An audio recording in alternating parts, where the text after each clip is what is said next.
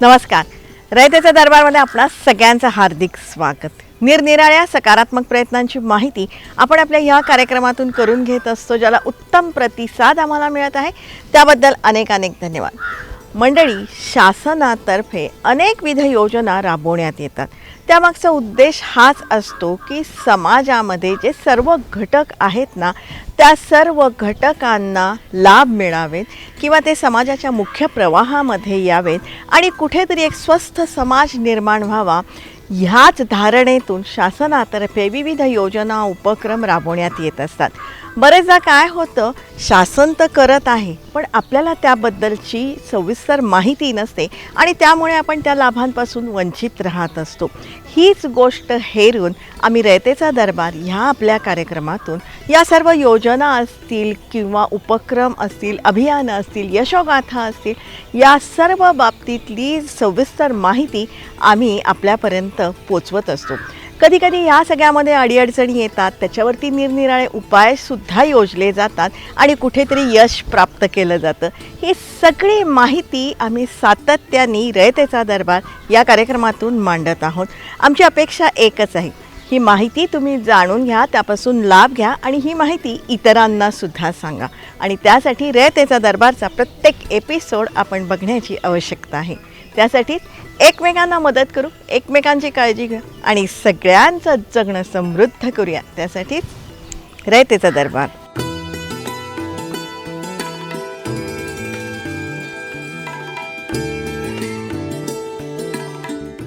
रयतेचा दरबारमधला आपला आजचा विषयही खूप छान आहे, तुम्हाला सगळ्यांना अतिशय आवडेल. मंडळी, वर्षानुवर्ष प्रचंड अंग मेहनत करणारा, सोयीसुविधांचा अभाव असणारा, सतत स्थलांतर करत असणारा साखर उद्योगामधला एक घटक म्हणजे ऊस तोडणी मजूर. या ऊस तोडणी मजुरांना कामगार म्हणून दर्जा मिळावा म्हणून सातत्याने प्रयत्न होत आहेत किंवा या सगळ्यांना वेगवेगळ्या सोयीसुविधाही मिळावा यासाठीही प्रचंड प्रयत्न झालेले आहेत आणि या प्रयत्नांना अखेर यश आलं आहे. आणि या ऊसतोड मजुरांसाठी एक महामंडळ नेमण्यात आलेलं आहे. लोकनेते गोपीनाथ मुंडे ऊसतोड कामगार कल्याण महामंडळ. ऊसतोड कामगारांसाठी महामंडळाची मागणी ही जवळपास 2016 पासून होती. महाराष्ट्र शासनानं 2019ला गोपीनाथ मुंडे ऊसतोड कामगार कल्याण महामंडळाची स्थापना केली आणि त्याचं रिजनल हेड ऑफिस हे पुण्याला आहे. हे पूर्वी कामगार विभागाच्या माध्यमातून सुरू करण्यात आलं होतं. 2022ला ते समाज कल्याण विभागाकडे हस्तांतरित करण्यात आलं. या महामंडळाच्या निधीसाठी शासनाबरोबरच साखर कारखान्यांचंही सहकार्य घेण्यात आलं आहे आणि ते चालू आहे. आता याला फायनान्सिंग जे आहे ते त्याच्यासाठी शासनाने जो निर्णय घेतला मंत्रिमंडळात, तर प्रति टन जे गाळप कारखान्यामार्फत होतं ते टनामागं 10 रुपये कारखान्यानं ऊसतोड कामगार महामंडळाला द्यायचे आणि त्या 10 रुपयाला मॅचिंग राज्य शासन 10 रुपये, म्हणजे टनामागं 20 रुपये याप्रमाणे महामंडळाला निधी उपलब्ध होतो. 21-22 पासून हा निधी उपलब्ध होतो आहे. तर आतापर्यंत महामंडळाला 178 कोटी रुपये निधी प्राप्त झालेला आहे. 21 ते 24 या कालावधीमधला जो निधी कारखान्याकडून उपलब्ध व्हायचा आहे त्यासाठी नुकतीच एक महिनाभरापूर्वी साखर आयुक्तांच्या अध्यक्षतेखाली बैठक झालेली आहे.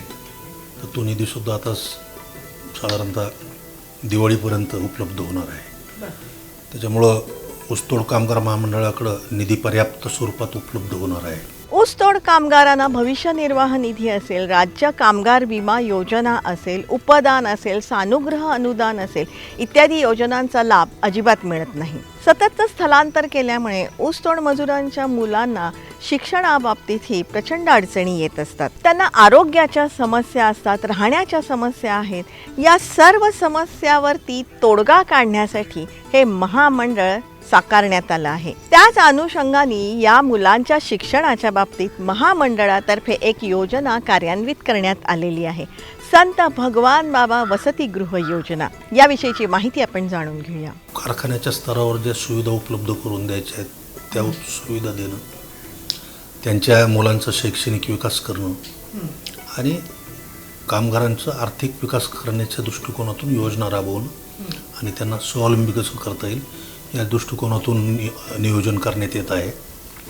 सगळ्यात महत्त्वाचं, शासनानं पहिल्या टप्प्यात 20 हॉस्टेल्स मुलामुलींचे, 10 मुलांचे 100च्या कॅपॅसिटीचे आणि मुलींचे असं 20 पहिल्या टप्प्यामध्ये वसतिगृह मंजूर केले तालुका स्तरावर आणि दुसऱ्या टप्प्यामध्ये 60 असे एकूण 82 हॉस्टेल्स मंजूर केलेले आहेत.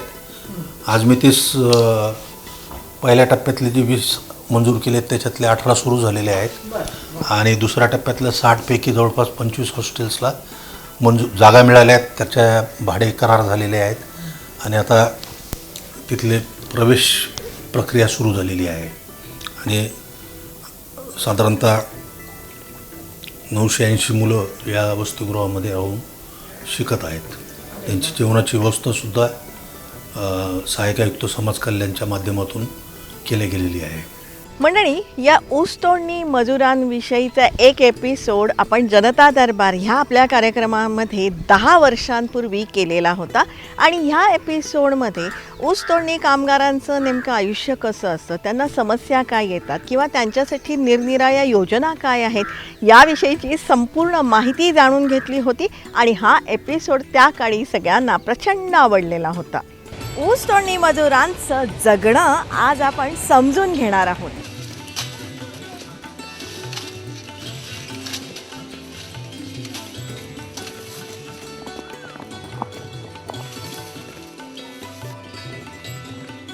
हा, कष्ट खूपच मला.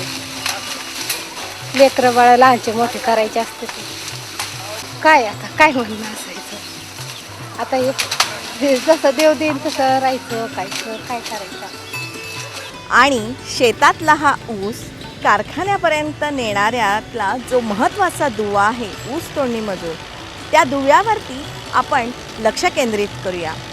या ऊसापासून शुभ्र साखर तयार होण्यापर्यंतच्या साखरेच्या प्रवासाबद्दल खूप काही बोललं जातं, पण आज आपण चर्चा करणार आहोत ऊस तोडणी मजुरांची. तसं पाहिलं तर वर्षानुवर्षे ठराविक साखर कारखान्यांना हे ऊस तोडणी मजूर बांधलेले असतात.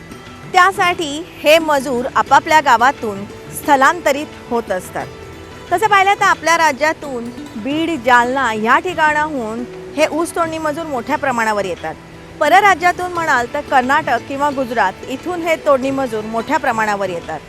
मुळात हे शेतकरी असतात आणि हे अल्पभूधारक असतात किंवा भूमिहीन सुद्धा असतात. हे मजूर कारखान्यावरती आल्यानंतर कारखान्यातर्फे त्यांना राहण्यासाठी मोकळी जागा उपलब्ध करून दिली जाते.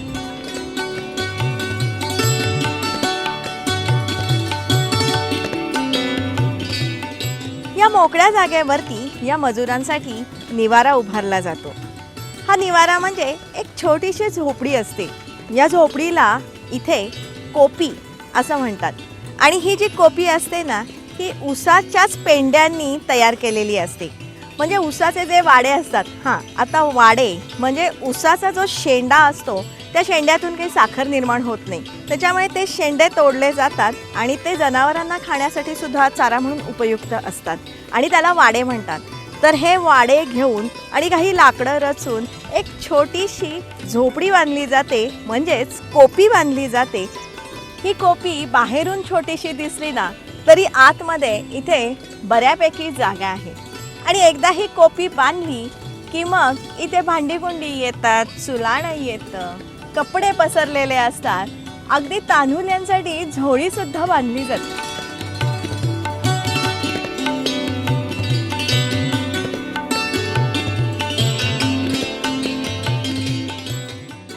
कुठेतरी कधीतरी संसार अशाही परिस्थितीमध्ये फुलायला लागतो आणि बरेच ठिकाणी हे मोळ्या बांधताना किंवा हे जे काम करताना हे काम सुकर व्हावं म्हणून सुंदर गीतं गायली जातात. त्याला भलरी असंही म्हणतात.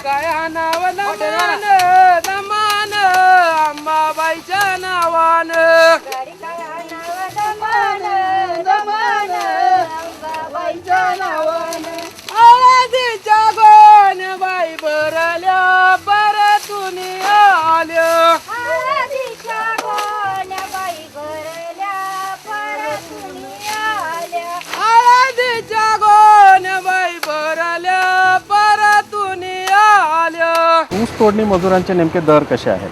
तर डोके सेंटरला आम्ही कारखाना 190 रुपये देतो, त्याला मग कमिशन 18% राहतं. आणि गाडी सेंटरमध्ये जे बैलगाडीने ट्रॅक्टरमध्ये ऊस भरला जातो त्याला 212 रुपये प्रति टन आणि त्याला प्लस 18% कमिशन. आणि टायर गाडीसाठी वेगळा दर राहतो. टायर गाडीला 5 किलोमीटरला साधारणतः 200 रुपयाप्रमाणे वाहतूक मिळते. तोडणी आणि वाहतूक दोन्ही मिळून मजुरी जसं आम्ही काम करणार असं आम्हाला मजुरी पडते. मंडळी, आज 10 वर्षांनंतरही यांच्या समस्यांमध्ये फारसा बदल झालेला नाही. त्या बाबतीतला संपूर्ण आढावा आपण आता जाणून घेऊया. आपल्या राज्यातल्या सुमारे 200 साखर कारखान्यांमध्ये सुमारे 10 लाख मजूर कार्यरत आहेत. महाराष्ट्रातला सर्वाधिक ऊसतोड मजुरांचा जिल्हा म्हणून बीडकडे बघितलं जातं. तरी अलीकडे इतर जिल्ह्यांमध्येही ऊसतोड मजुरांची संख्या वाढत आहे. आपल्या 16 जिल्ह्यांमधील 52 तालुके असे आहेत की या तालुक्यांमधून हंगामी स्थलांतर होत असतं. सर्वसाधारणपणे ऑक्टोबर ते मार्च एप्रिल या कालावधीत हे मजूर कारखाना परिसरामध्ये राहून ऊसतोड करतात. या मजुरांना कामगार हा दर्जा मिळावा म्हणून मागणी होत आहे. त्यामुळेच कामगारांचे कायदे यांना लागू होऊ शकतील. या मजुरांना अत्यल्प मोबदला मिळतो. अगदी हार्वेस्टर मशीनच्या तुलनेतही हा मोबदला तोकडा आहे. या मशीनमुळे कामगारांची संख्या कमी होऊ लागली आहे. स्थलांतर केल्यामुळे विविध समस्या यांना भेडसावत असतात. त्यांच्या प्रत्यक्ष राहण्याच्या सोयीसुविधा अतिशय वाईट असतात. त्यातून आरोग्याच्या समस्या भेडसावतात. रेशन मिळण्याचा प्रश्न, अपुऱ्या सुविधा, अशुद्ध पाणी, वीज नसणं, शौचालय नसणं इत्यादी विविध समस्या यांना आहेतच. त्याचबरोबर सध्या गर्भपाताची समस्या मोठ्या प्रमाणात आहे. त्यातही महिला कामगारांची गर्भपिशवी काढण्याची समस्या चिंताजनक आहे. त्याचप्रमाणे कर्जबाजारीपणा ही एक समस्या या कामगारांमध्ये मोठ्या प्रमाणावर आहे. त्यातूनच या वर्गाचं आर्थिक, मानसिक, शैक्षणिक, सामाजिक शोषण वर्षानुवर्ष होत आहे. या साऱ्या समस्यांवर मार्ग शोधण्याचा महामंडळाचा प्रयत्न आहे.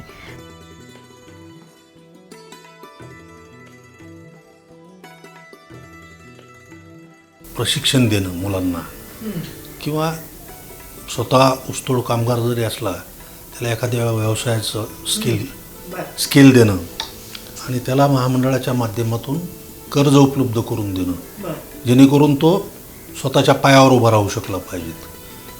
प्रत्येकजण ग्रामीण भागातला आहे, त्याच्यामुळे त्याला ग्रामीण भागामध्ये ज्या पद्धतीचा कोणाला दुग्ध व्यवसाय करायचा असेल, कोणाला शेळी मेंढी पालनाचा व्यवसाय करायचा असेल मोठ्या स्तरावर, तर त्या प्रकारची योजनासुद्धा आपण तयार करून राज्य शासनाकडे सादर करतो. उदाहरणार्थ अण्णासाहेब पाटील महामंडळाच्या माध्यमातून जसं वैयक्तिक कर्ज 15 लाख रुपयापर्यंत आणि गट जर असेल 5 लोकांचा वगैरे तर त्याला आपण 50 लाख रुपयापर्यंतचं कर्ज दिलं. ती योजना तिथं रिप्लिकेट आपण करणार आहोत. त्याच्यानंतर बीज भांडवल योजनासुद्धा आपण तिथं अंमलात आणणार आहोत. या योजना आपण महामंडळाच्या माध्यमातून राबवणार आहोत. प्रशिक्षण आणि कर्ज ह्या 2 गोष्टी आपल्याला नजीकच्या काळात करायच्या आहेत. त्यातूनच महामंडळातर्फे ऊसतोड कामगार, वाहतूक कामगार आणि मुकादम यांना विमा संरक्षण देण्यात येत आहे. या महामंडळाच्या माध्यमातून विमा संरक्षण देण्याच्या दृष्टिकोनातून शासनाकडे आपण प्रस्ताव सादर केलेला आहे. त्याच्यामध्ये अपघात जर झाला, अपघाती मृत्यू जर झाला तर 5 लाख रुपये, त्याचे हातपाय याचं जर दोन्ही अवयव निकामी जर झाले तर त्याला 5 लाख रुपये मिळतील. अपघातामुळं अपंगत्व पूर्ण जर राहिलं तर 5 लाख रुपये मिळतील. त्याचे हॉस्पिटलमध्ये जर उपचार करायचा झाला तर त्याच्यासाठी 50,000 रुपयापर्यंत निधी उपलब्ध होईल. त्याच्या झोपडीचा विमा आपण काढतो. तो एक 10,000 रुपये प्रति झोपडी ठेवलेला आहे. अशा पद्धतीचा बैलगाडीचा अपघात वगैरे झाला तर त्याचं 75,000 रुपये प्रति बैलजोडी, आणि बैलजोडीचं नैसर्गिक आपत्तीमुळं वगैरे किंवा अपघातामुळं नुकसान जर झालं तर 1,00,000 रुपये प्रति बैलजोडी, अशा पद्धतीची योजना तयार करून आपण राज्य शासनाकडे सादर केलेली आहे. त्याचबरोबर मयत झालेल्या ऊसतोड कामगारांच्या वारसांनाही महामंडळातर्फे आर्थिक सहाय्य देण्यात येत आहे. महामंडळाच्या स्तरावरून सध्या अपघाती मृत्यू वगैरे झाला तर त्याच्यासाठी सानुग्रह अनुदान आपण देतो 5,00,000 रुपयापर्यंत. आता जवळपास 25 लाभार्थींना नुकतंच आम्ही दिलेलं आहे, आणि आता या शुक्रवारपर्यंत अजून 25 लाभार्थ्यांना आपल्याकडून निधी त्यांना उपलब्ध करून दिला जाणार आहे. सामाजिक न्याय विभागाच्या माध्यमातून मंजुरी दिल्यावरती 67 पात्र मयत ऊसतोड कामगारांना आपण 3.25 कोटी रुपये वाटप केलेले आहेत. मुंबई नागपूर रत्नागिरी नागपूर राष्ट्रीय महामार्गावर आगळगाव फाटा जो अकाउंट आहे महाकाळाचे, तिथले अपघातामध्ये जे मृत्यू पावले होते ऊसतोड कामगार, 20,00,000 रुपये मंजूर केले आपण. त्याच्यात गंभीर जखमी झालेले जे आहेत त्यांना 3,00,000 रुपये मंजूर केले, आणि किरकोळ जखमी असलेले 7 लोक जे आहेत त्यांना 4.25 लाख रुपये असे एकूण 26.5 रुपये मंजूर केलेले आहेत. आणि आता महामंडळाकडे 25 प्रस्ताव आलेले आहेत, ते या गुरुवार शुक्रवारपर्यंत मंजूर होतील. म्हणजे अनुदानाच्या स्वरूपात आजही इन्शुरन्स जरी नसला तरी महामंडळाच्या माध्यमातून आपण त्यांना मदत करत आहोत. ऊस तोडणीसाठी आल्यानंतर ह्या साऱ्यांना ज्या जागेमध्ये राहायला लागतं तिथे साऱ्या सोयी सुविधांचा अभाव असतो, आणि त्यासाठीच महामंडळातर्फे एक योजना कार्यान्वित करण्यात येणार आहे. ऊसतोड कामगार कारखान्याच्या स्तरावरती कारखान्यानं उपलब्ध करून दिलेल्या जागांवरती त्यांचे पाल तयार करतात. तर त्या ठिकाणी त्यांना राहण्याच्या ज्या सुविधा द्यायला पाहिजेत त्या सुविधा निर्माण करण्याचा सुद्धा महामंडळाचा प्रयत्न आहे. सगळ्यात महत्त्वाचं त्यांना जे आपण टेंट असतो, HDPE टेंट, टार्पोलिन म्हणतो ना आपण, तो टेंट उपलब्ध करून देणं. त्यानंतर त्या ठिकाणी पाण्याची टाकी विथ RO छोट्या प्रमाणात ते एक करण्याचा प्रयत्न आम्ही पायलट बेसिसवर सुरू करतो आहे. पुणे जिल्ह्यामध्ये किंवा सोलापूर जिल्ह्यामध्ये पहिल्यांदा पायलट बेसिसवर करून तो यशस्वी झाला. कारखान्याला आमची विनंती राहिली, कारण जागा एकदा फिक्स केली तुम्ही तर जागा बदलल्या गेली नाही पाहिजेत, तर नाही तर मग त्या सुविधा ज्या निर्माण केल्या त्या वाया जातील. तर तशा पद्धतीचं आपण पहिल्यांदा CSRच्या माध्यमातून बँक ऑफ महाराष्ट्र असेल, HDFC असेल, त्यांच्याशी चर्चा झाली आहे. तर आम्हाला पहिल्यांदा पायलट बेसिसवर करून द्या तुम्ही. तिथं आपण तो लँड सरफेस जो आहे तो समतल करणं, त्याच्यावरती पाणी साचलं नाही पाहिजे, मुरुम वगैरे म्हणजे BBM म्हणतो आम्ही त्याला, ते करून घेणं. आणि त्या ठिकाणी पाण्याची टाकी थोडीशी बसून, ओव्हरहेड टँक म्हणतो तसं बसून त्यांना एक फिल्टर वगैरे करून देणं. वर्षानुवर्ष खडतर आयुष्य जगलेल्या या ऊसतोड मजुरांसाठी लोकनेते गोपीनाथ मुंडे ऊसतोड कामगार कल्याण महामंडळातर्फे विविध योजना राबवण्यात येत आहेत. त्याचे लाभ आपण सगळ्यांनी घेण्याची अत्यंत आवश्यकता आहे. आणि ट्रान्सपोर्टेशनमध्ये, कारण ही लोक सकाळी 6 ते संध्याकाळी 7-8 वाजेपर्यंत कुठल्या तरी खेड्यामध्ये ऊस कापायला जातात. तर पाणी कुठलं पितात, त्याच्यातून जलजन्य आजार जे म्हणतो ते निर्माण होतात. त्याच्यापेक्षा त्यांना एक जो पाण्याचा हे म्हणतो आपण 20 लिटरचा तो जर दिला जार, तर त्या जारमध्ये पाणी घेऊन जाऊ शकले पाहिजे ते. आणि त्याच्यामध्ये ते सेफ पोटेबल ड्रिंकिंग वॉटर त्यांना मिळालं पाहिजेत. त्याच्यानंतर ऊसाच्या शेतामध्ये जेव्हा ते कापणी करतात तर तिथं काटे असू शकतात, साप असू शकतो, त्याच्यामुळं त्यांना पायाला इजा होऊ शकते. त्याकरता गमबूट त्यांना उपलब्ध करून द्यायचे आहेत. त्याचे क्वांटिटी मोठी असल्यामुळे त्याला निविदा प्रक्रिया करावी लागणार आहे. तर ते नजीकच्या काळात आपण ते पण हे करणार आहोत. किंवा शौचालयाच्या वगैरे सुविधा हां, शौचालयाचे पण करणार आहे. तर मोबाईल टॉयलेट जे म्हणतो आपण, हां, मोबाईल टॉयलेट उपलब्ध करून द्यायचं आणि ते काम झाल्यानंतर म्हणजे क्रशिंग सीझन संपल्यानंतर ते मोबाईल टॉयलेट्स कारखान्याने त्यांच्या कस्टडीमध्ये ठेवायचे. टेंट जरी दिले तर टेंटसुद्धा कारखान्याच्या कस्टडीत राहावेत. कारण ऊसतोड कामगार हा प्रत्येक वर्षी त्याच कारखान्यात जाईल असं हे नाही आहे. त्यांचे करार जिथं होतील तिथं जातात ते. म्हणजे या सगळ्या तुमच्या याच्यामध्ये तुम्ही कारखान्याला पण सामील करून हां, कारखान्यांचं सहकार्य आपण घेणारच आहोत. कारखान्याचं सहकार्य घेणार आहेत. वेगवेगळ्या बँका आहेत, वेगवेगळ्या इंडस्ट्रीच्या माध्यमातून CSR उपलब्ध करून घेऊन जिथं जिथं आपल्याला त्यांच्यासाठी सुविधा निर्माण करून देणं शक्य आहे त्या आपण करणार आहोत. आता CSRमधून मगाशी मी सांगितल्याप्रमाणे पायलट बेसिसवर तर पुणे जिल्ह्यामध्ये आपण करतोच आहेत. आणि त्या बाबतीतली माहिती समजून घेऊन आपण आपलं आयुष्य सुखकर करण्याचीही गरज आहे. कामगारांना संरक्षण मिळालं पाहिजेत, त्यांना सुविधा उपलब्ध करून दिल्या गेल्या पाहिजेत आणि मुलाबाळांना शिक्षित करणं. तर शैक्षणिक कर्जाची सुद्धा योजना आपल्याला त्या ठिकाणी करणं आवश्यक राहणार आहे. आणि सगळ्यात महत्त्वाचं, ऊसतोड कामगाराचा मुलगा हा जर उच्च शिक्षणासाठी पुणे, मुंबई, औरंगाबाद, नागपूर सारख्या ठिकाणी जाणार असेल तर त्याला त्या ठिकाणी सुद्धा हॉस्टेलच्या सुविधा निर्माण झाल्या पाहिजेत उच्च शिक्षणाच्या दृष्टिकोनातून. त्यासुद्धा करण्याचं नियोजन महामंडळाच्या माध्यमातून आपण करणार आहोत. आणि स्किल त्याच्यामध्ये आणणं हा तर स्वयंरोजगाराचा भाग झाला. पण जर त्याला वेगवेगळ्या परीक्षा देऊन, स्पर्धा परीक्षा देऊन जर त्याला शासकीय सेवेमध्ये किंवा अन्य आय टीला जायचं असेल, IITला जायचं असेल, UPSC करायचं असेल तर त्याच्या दृष्टिकोनातून सुद्धा टायअप करून आपण चांगल्या संस्थांशी त्याच्यातले जे मुलं जे असतील त्यांचे परीक्षा वगैरे घेऊन सुरुवातीला 30ची बॅच वगैरे असं हे करून त्यांना स्पर्धा परीक्षेसाठी सुद्धा प्रबोधित म्हणजे प्रोत्साहित करायचं आहे.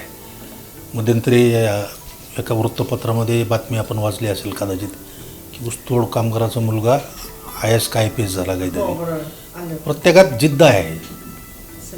म्हणजे आता जर आपण यशस्वी झालेल्या मुलांचं जर लिव्हिंग स्टँडर्ड किंवा आर्थिक परिस्थिती हा जर विचार केला तर ते जर प्रोफाईल जर तुम्ही पाहिलं तर जिथं अभाव आहे तिथं प्रभाव आहे असं म्हणण्यास हरकत नाही. त्याच अनुषंगाने ऊस तोडणी मजुरांविषयीची माहिती देणारा किंवा त्यांच्या विविध योजना सांगणारा आपला आजचा भाग तुम्हाला कसा वाटला हे तुम्ही जरूर आम्हाला कळवा. संपर्कासाठी आमचा पत्ता आहे raytecadarbар@gmail.com. जरूर आमच्याशी संपर्क साधा. तुमच्याकडे काही माहिती असेल, सूचना असतील, प्रश्न असतील ते तुम्ही आमच्यापर्यंत नक्कीच पोचवू शकता. रयतेचा दरबारमधले हे जे सगळे एपिसोड आहेत ना, 450च्या वर एपिसोड आहेत, हे तुम्ही वारंवार बघू शकता आमच्या यूट्यूब चॅनलवरून. जनता दरबार, रयतेचा दरबार या दोन्ही नावाने आमचे यूट्यूब चॅनल आहे, जी तुम्ही लाईक करण्याची गरज आहे आणि सबस्क्राईब करण्याचीही गरज आहे. रयतेचा दरबार आम्ही प्रसारित करत असतो दर सोमवारी रात्री 9 वाजता सह्याद्री वाहिनीवरून. सोमवारचाच हा एपिसोड आम्ही पुन्हा प्रसारित करत असतो दर शनिवारी सकाळी 8 वाजता सह्याद्री वाहिनीवरून. सोमवार रात्र 9, शनिवार सकाळ 8 हे जे दोन्ही एपिसोड आहेत ना, हे तुम्ही लाईव्ह बघू शकता सह्याद्री वाहिनीच्या फेसबुक पेजवरून. जरूर बघत राहा, कारण आम्ही ही जी माहिती तुम्हाला सांगतोय ना, या माहितीच्या उपयोगामुळे अनेकांचे लाभ होत आहेत किंवा होऊ शकतात. हा मात्र त्यासाठी ही माहिती जास्तीत जास्त लोकांपर्यंत आपण सगळ्यांनी पोचवायला पाहिजे. त्यासाठी रयतेचा दरबारमध्ये आपण सामील व्हायला पाहिजे. त्यासाठी एकमेकांना मदत करू, एकमेकांची काळजी घेऊया आणि सगळ्यांचं जगणं समृद्ध करूया. त्यासाठीच रयतेचा दरबार.